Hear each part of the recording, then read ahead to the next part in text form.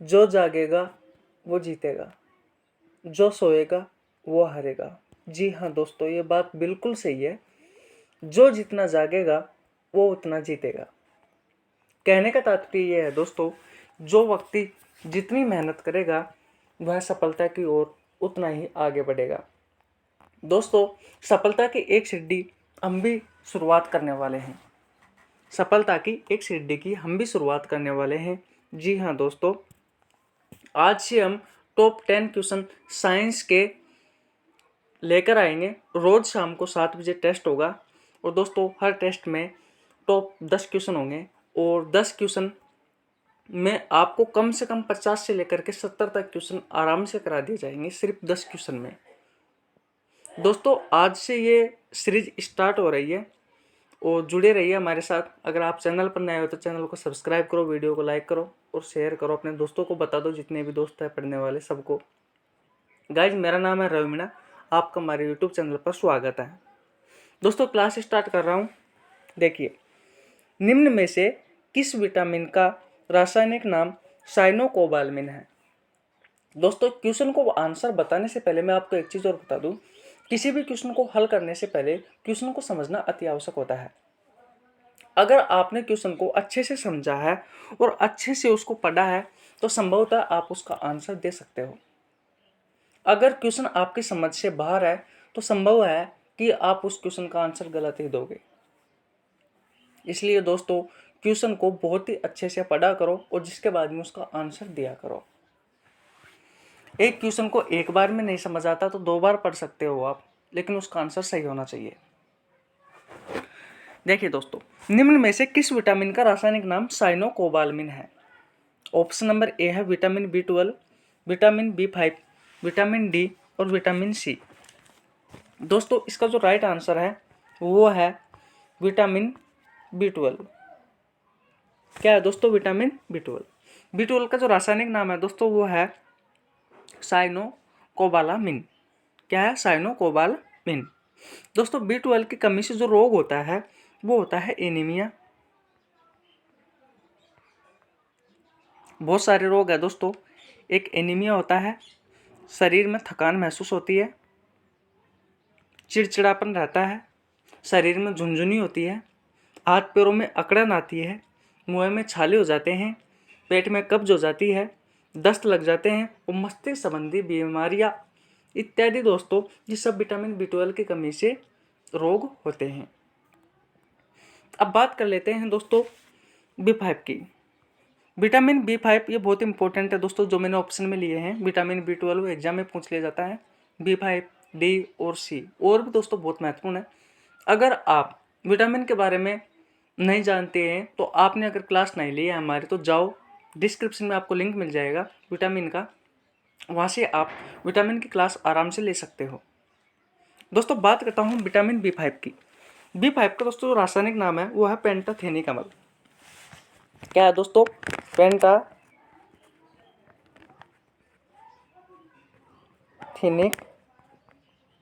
अम्ल। पेंटाथेनिक अम्ल B5 का रासायनिक नाम है दोस्तों। डायरेक्ट एग्जाम में पूछ लिया जाता है कभी कभी।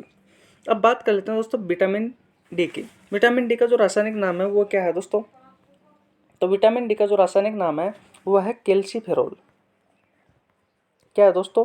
कैल्सीफेरोल।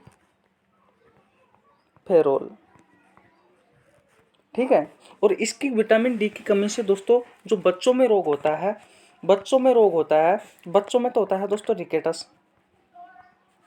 जो बच्चों में रोग होता है दोस्तों वो होता है रिकेटस। बच्चों में कौन सा रोग होता है? रिकेटस।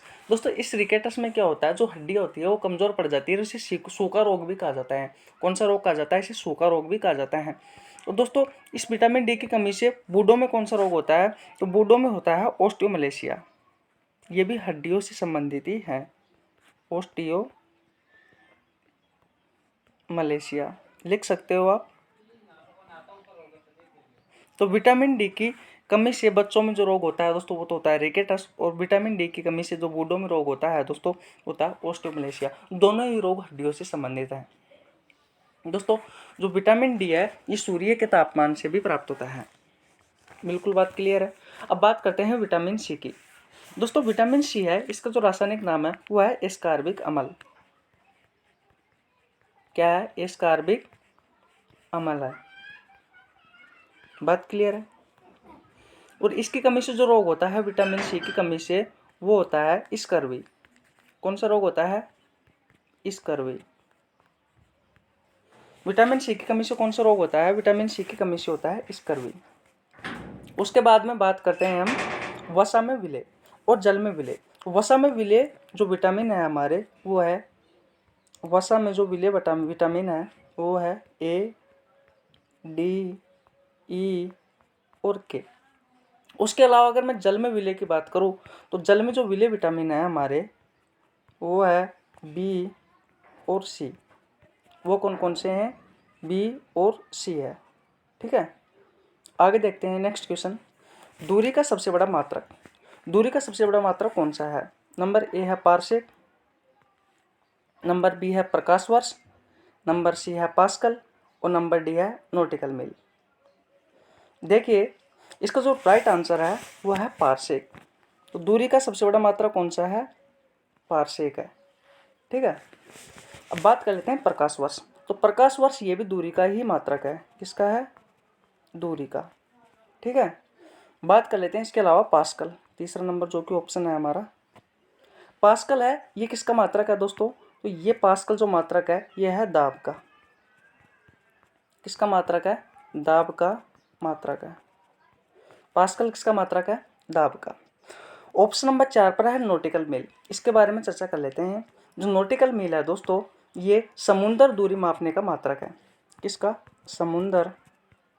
जो समुद्र होता है हमारा, उस समुद्र की जो दूरी होती है, उस दूरी को जो मापने का मात्रक है। ठीक है, समुद्र की दूरी को मापने का मात्रक है कौन? नॉटिकल मील। उसके अलावा दोस्तों मैं बात करता हूँ कि जो हमारा जो दूरी का सबसे बड़ा मात्रक है पारसेक। एक पारसेक बराबर होता है, एक पारसेक बराबर होता है 3 × 10⁶ मीटर। या फिर मैं कह सकता हूँ दोस्तों इसको 3.26 प्रकाश वर्ष। आप ऐड कर सकते हो।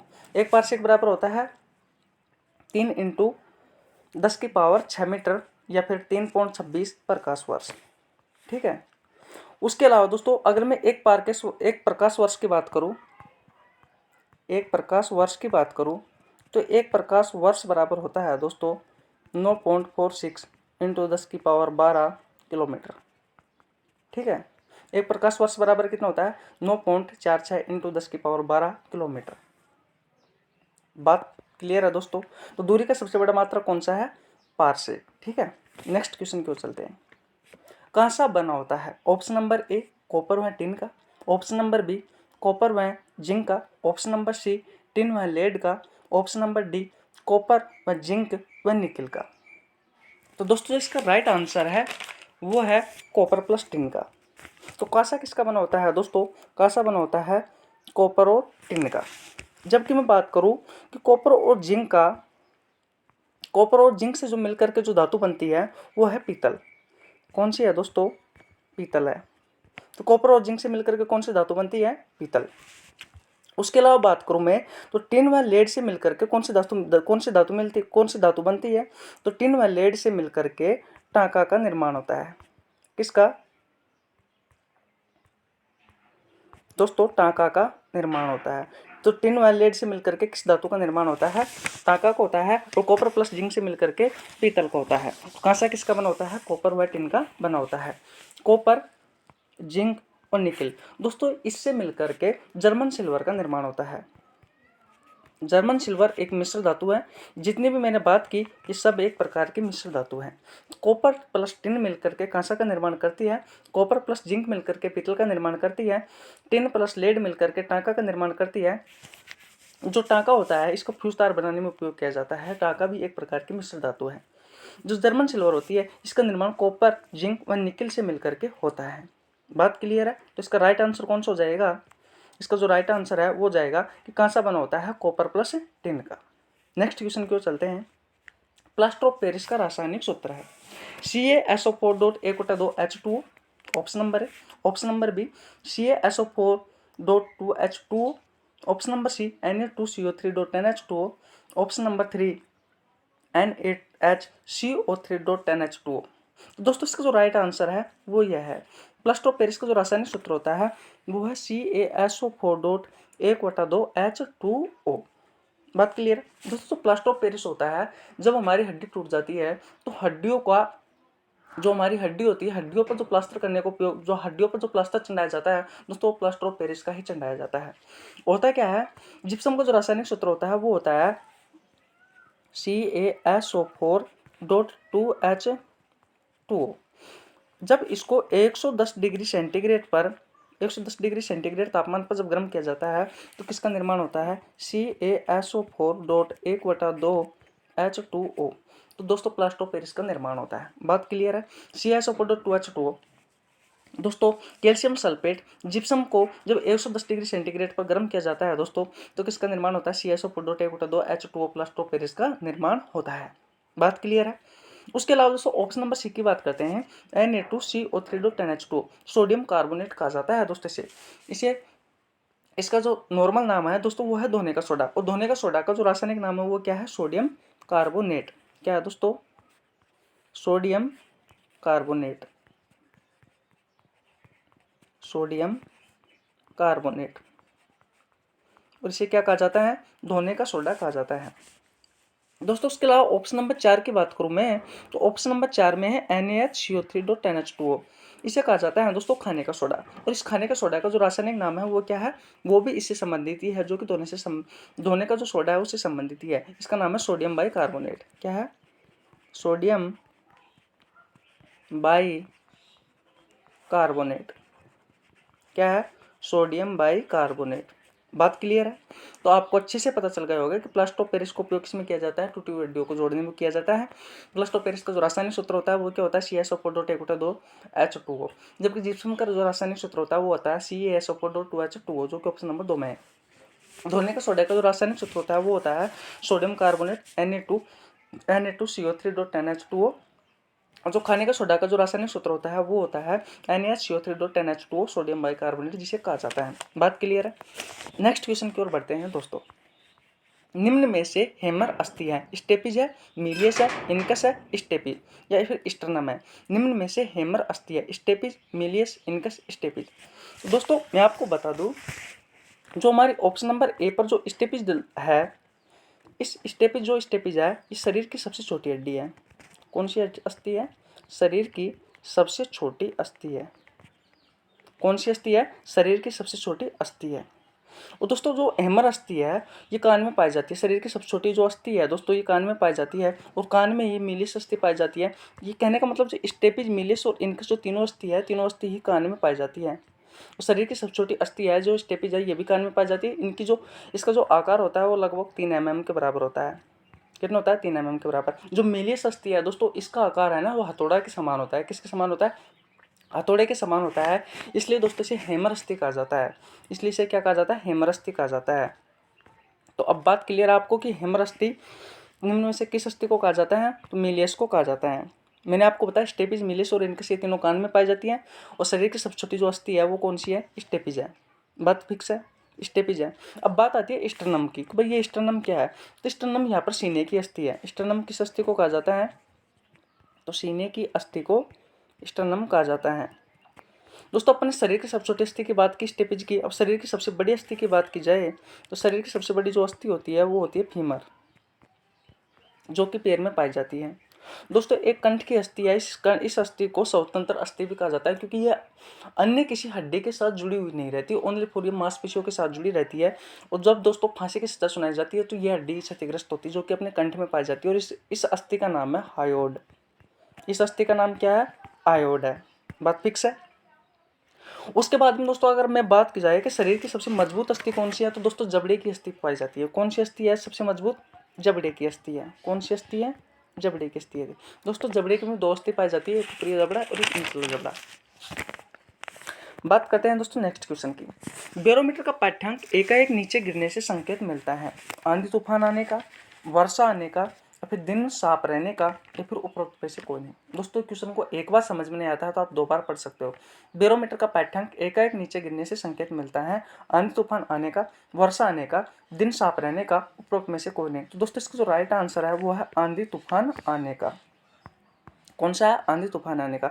दोस्तों क्या होता है, जो बैरोमीटर का जो पाठ्यांक होता है अगर एकदम में नीचे गिर जाता है तो दोस्तों हमें ये संकेत देता है कि आंधी तूफान आ सकते हैं। जबकि अगर वो धीरे धीरे नीचे गिरता है दोस्तों तो वर्षा आने की संभावना बढ़ जाती है। अगर वो बैरोमीटर का जो पाठ्यांक होता है अगर वो धीरे धीरे ऊपर चढ़ने लग जाता है दोस्तों, ऊपर चढ़ने लग जाता है तो हमें ये संकेत देता है कि दिन साफ रहने का संकेत देता है, कि दिन का मौसम आ जाए वो साफ है। तो बात क्लियर है, मैंने आपको तीनों बता दी। जब एकदम में नीचे गिरता है तो आंधी तूफान आने का संकेत देता है, धीरे धीरे नीचे गिरता है तो वर्षा आने का संकेत देता है, धीरे धीरे ऊपर उठता है दोस्तों तो दिन साफ रहने का संकेत देता है। बात क्लियर है।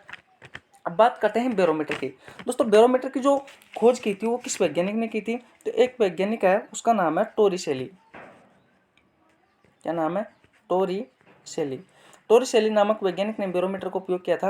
और बैरोमीटर है दोस्तों ये वायुमंडल के दबाव को मापा जाता है। बैरोमीटर के द्वारा क्या किया जाता है? वायुमंडल का जो दबाव होता है उसको मापा जाता है। दोस्तों बैरोमीटर में 3 चीजों का उपयोग किया जाता है। एक है पानी का, दूसरी हवा का, और तीसरा उपयोग किया जाता है दोस्तों पारा का। बात फिक्स है। कभी कभी पूछ लिया जाता है कि बैरोमीटर में किन किन तत्वों का उपयोग किया जाता है? तो पानी का, हवा का और पारा का उपयोग किया जाता है। बात फिक्स है दोस्तों। उसके अलावा नेक्स्ट क्वेश्चन की ओर बढ़ते हैं। निम्न में से आरबीसी का जीवन काल होता है।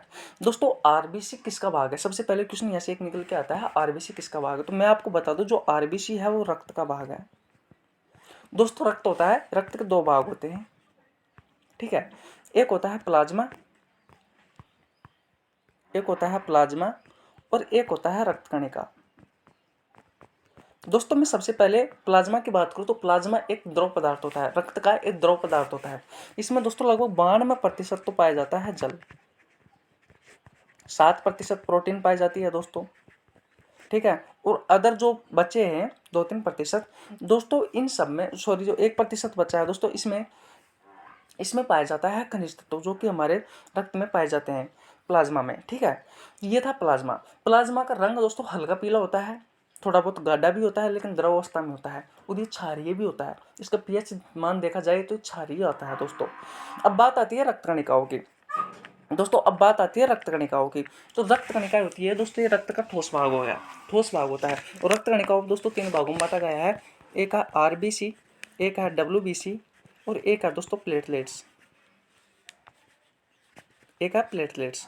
तो दोस्तों जो आरबीसी, अगर मैं आपको जब रक्त वाला चैप्टर पढ़ाऊंगा, जब बताऊंगा जो आरबीसी का जो जीवन काल है दोस्तों, आरबीसी को लाल रक्त कणिका, डब्ल्यूबीसी को श्वेत रक्त कणिका, प्लेटलेट्स को दोस्तों बिम्बाणु कहते हैं। तो आरबीसी का जो जीवन काल होता है दोस्तों वो होता है 120 दिन का। और जो डब्ल्यूबीसी का जो जीवन काल होता है दोस्तों वो होता है 2 से लेकर के 4 दिन का। 2 से लेकर 40 ऑप्शन गलत है, यह है 2 से लेकर के 4 डेज, ठीक है। बात फिक्स है, या फिर दोनों, इनमें से कोई नहीं। तो दोस्तों ध्यान रखना जो आरबीसी का जो जीवन काल होता है वो 120 दिन का होता है। बात क्लियर है, आगे चलते हैं। फोटोग्राफी में मुख्य रंग कौन कौन से हैं? लाल है, नीला है, पीला है। Option number A. Option number B क्या है? लाल है, पीला है, हरा है। ऑप्शन नंबर सी है लाल है, नीला है, हरा है। ऑप्शन नंबर डी है नीला है, पीला है या हरा है। तो दोस्तों इसका जो राइट आंसर है वो है ऑप्शन नंबर सी, लाल, नीला और हरा।